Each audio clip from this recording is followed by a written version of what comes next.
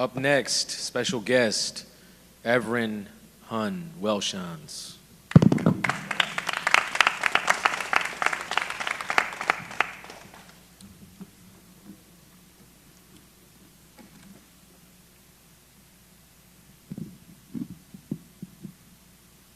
First, I'd like to thank Converse, obviously, not only putting this together, but dealing with the many different personalities that are involved in here. He's shown an ability to bring a bunch of people together and even deal with people when they fly off the handle when things go wrong on a moment. So, bravo to Converse for everything he's done, putting this together and bringing us all together. Some of you may know me from being an internet content creator. Since 2006, I have been putting informational videos out there, largely on third position politics and the Jewish problem. Whether I was calling myself Quest, Eye for Knowledge, or Cultured Thug, the theme always stayed the same. And as I started in 2006, I started getting banned in 2006 as well. I learned very early that any conversation on nationalist politics and the Jewish problem is going to get you in a lot of trouble, especially on the internet. But as this is the foremost problem, it is not something we can ignore or hide from. It is better to charge towards it. We are given a fight in our lifetime. That is the main thing any man could ask for, a righteous fight within their lifetime. And we are given that. We should be cheerful that we have something to fight and die for. Many people go through their life with nothing worth sacrificing for. We have that. We have the foremost problem at our hand. When we talk about the Jewish problem, it's not simply about these people hold powers in these positions. It's deeper than that. They are innately different from Gentiles. Their past has been nomadic merchants. All they've ever known is to exploit their host, and that has not changed to this day. The Jew exploits those who show him kindness, and they have taken advantage of our kindness. Time has passed for that. Our good nature will no longer be used against us. What we have forgotten is we come from a race of warriors. We come from legions of warriors. Masculinity is what every Gentile people had in common. We expressed it differently, but we all praised honor. Our great men were always the Caesars, the warriors, the people who showed valor on the battlefield. Their great men were merchants and Talmudic scholars. We are two completely different people. This is why Jews cannot hold power in any Gentile nation. And they must be removed from that power if we are to have any chance in America. Now, I'm sure there's a lot of benefits to writing out a full speech, but I may never know those benefits. But the benefit to not writing out a speech is someone could say something and just get the wheels in your head spinning. And that someone was David at the round table. He gave a pessimistic answer. He said, probably not, when we were talking about can we make this unity thing actually happen? And when he said that, it's like, oh, we're kindred spirits, because that's what I think, but I want to say something else. But since he said that, I started thinking, the wheels were spinning. I was like, well, let's look at this. We talk about Gentile unity. Is this the first time this has been tried? No. In the 1920s and 30s, black nationalist Marcus Garvey aligned with the Ku Klux Klan because they had common interests. Unfortunately, that went nowhere. Then in the 50s and 60s, Commander Rockwell of the American Nazi Party allied with the Nation of Islam because they had common interests. Did that go anywhere? Unfortunately not. In the 1980s and 90s, Tommy Metzger from the White Aryan Resistance teamed up with the Black Panthers because they had common interest. Did that go anywhere? No. Unfortunately not. So here we are again, trying to create this unity. I would love to get up here and give the old hip hip, and everything's gonna work out. We're here for the unity, but we've seen this fail over and over and over again. It needs to change. When I look at all the mistakes of the past, I see a common theme, and this theme has been a driving force in what I've spoken about for over 15 years now. Character. Character is something we have forgotten in this country. As they have defined our ancestors and called our ancestors evil, we have stopped paying attention to how our ancestors lived and what they valued. They valued honor. We do not live in an honorable country, and we do not behave like honorable men when we let merchants rule us through their words. They have no might. We have the might. That's what they fear. We are being attacked psychologically and biologically. Our masculinity is being attacked psychologically and biologically. Studies show sperm counts the last 50 years have dropped 50%. What does that mean for the next 50 years? It's not just our races under attack, our species is under attack from these demons. But yet we are afraid to hurt their feelings? Fuck their feelings, is what I say.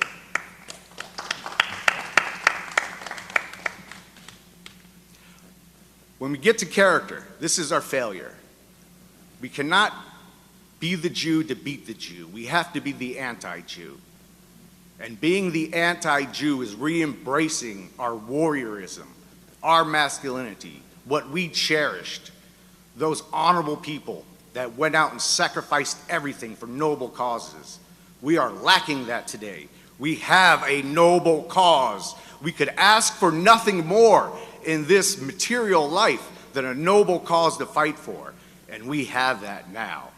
It's just we have to step up and realize we must de-Judify ourselves.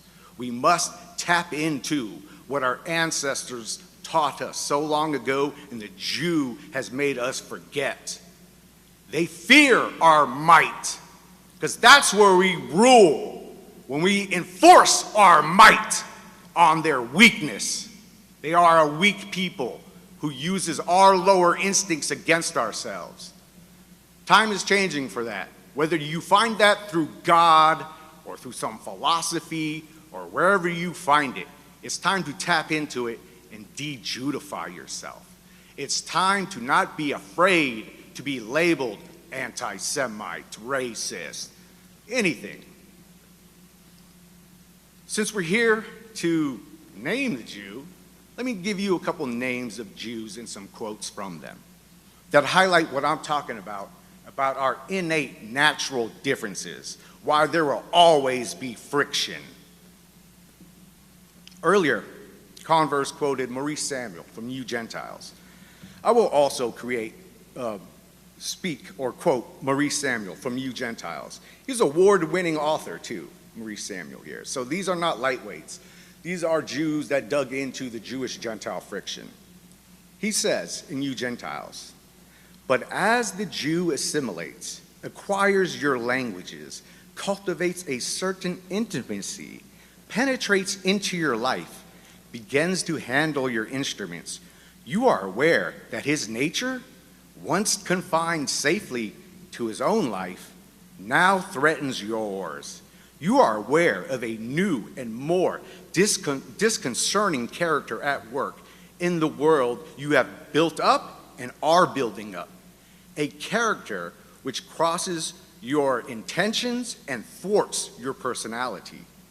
The Jew whose lack of contact with your world had made him ineffective becomes effective." And what he was talking about is during the Napoleonic Wars, when the Jews were released out of the ghettos and started assimilating into the Gentile countries. And how had they taken our levers? Education. We start with the Frankfurt School. They go from there, and look at what our universities produce now. Jewish control. Entertainment. Hollywood. This influences the whole world. This is what defines us Americans today, our pop culture. Jewish hands. Finance, obviously, Federal Reserve, banking, Jewish hands. And politics, the top funders of the Republicans and Democrats, Jews. So they've penetrated every influential aspect of our lives. It's their hands. It's a Jewish voice telling us what to believe. They tell us themselves. Maurice Samuel said this in 1924. It has gone tenfold since 1924. When we talk about masculinity, I'm not talking about materialistic masculinity. The influencers today say, lift weights, get expensive clothes, and pick up chicks. They materialize everything. I'm talking about the virtues that come with masculinity, how our ancestors used to live and judge other men when we were men. Talking about loyalty, honor, forthrightness, honesty. These are the things in the character that are repulsive to the Jew, and they have wiped out in us all. Speaking about that, I'm going to quote another Jew, Harry Broad. He is a professor of sociology and men's studies. Now, you'll see the irony of him being a professor in men's studies when you hear his quote. I found the feminist critique of mainstream masculinity personally empowering rather than threatening. As a child and adolescence, I did not fit the mainstream male image, the Gentile. I was an outsider, not an athlete, but an intellectual. The feminist critique of mainstream masculinity allowed me to convert my envy of those who fit the approved model to contempt. It converted males previously my superiors on the traditional scale to males below me on the new scale. He's a professor of men's studies. But they are naturally feministic people. The whole feminism movement is not woman versus man, it's Jew versus Gentile, is the true feminist movement. They attack masculinity because that's what they fear in us. That's where we outdo them. That's where we defeat them, as we have over and over and over again. I got 109 reasons why they've had their asses kicked out of every country from the Middle East to Europe. Lastly, we'll quote Otto Weininger, Jewish philosopher from 1903. And I think this is probably the most accurate take on the Jewish difference from the Gentile I've seen a Jew put forth.